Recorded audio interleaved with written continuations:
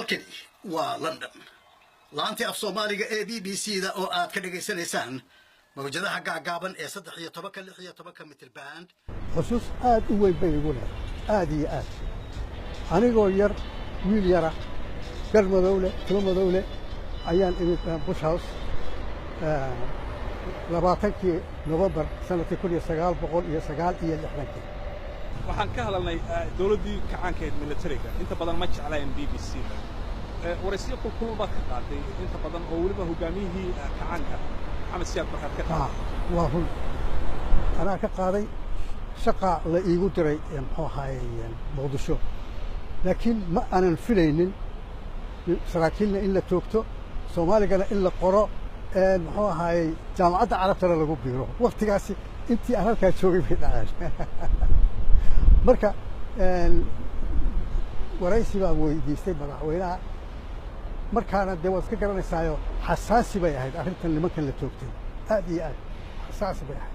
marka nin madaxweyne ah oo arrintaa ka hadli karayay markaas ma jirinba xataa maxamed siyaad barre qulladiisa dhibaatay ku ahayd baan u malaynayaa markii aan u tagay weydiiyey nimankaas la toogtayna waxbaan kaa weydiinaya wuu diidi kari waaye marka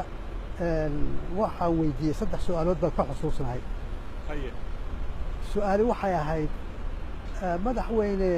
dadka Soomaalidu uma baranin xukun military goormaad xukunka wareejinaysaan oo aad ku wareejinaysaan dadka rayidka ah su'aasha kale waxay ahayd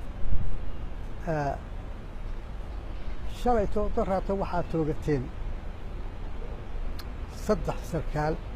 oo ka tirsanaa ciidamadiina saraakiishiinii kacaanka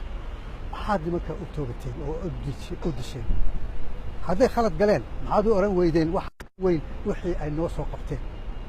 kacaankii ay nala soo halgameen ayaa ka weyn waxaasoo dhan marka waan saamaxaya maxaad u oran weyn waxaa jirtay in laanta af Soomaaliga BBC-da ka sokow in dadka aad xog siisaan oo akhbaar u soo gudbisaan in sidoo kale dhinaca luqadan ay ahayd meel wax laga barto erayo badan oo aad culiseen oo adigu ku dhaada samaysay baa jira waxaan ku ereyga aan bilaabay inaan tarjumo oo Soomaali aan ka dhigo wuxuu ahaa the Commonwealth waxa weeye dalalkan maaragtay Ingiriisku madaxda ka yahay ee isu tagay Asia Africa kale marka waxaan iri taas barwaaqa sooran baan u bixiyay waxa kaloo jiray erey isna aad u fiicnaa oo yani dalalka Latin America iyo bariga dhexe iyo Europe waxa bariga gilgilay waxa weeye waxaan la yiraahdo mukhaadaraadka diraagada marka diraagadii maxay noqotay Soomaali maxay noqotay dad badan oo baa ku dhageysanaya aan af Ingiriisiga garanaynin marka waxaan iri war maxay idin la tahay haddaan idhaaho maandooriyaha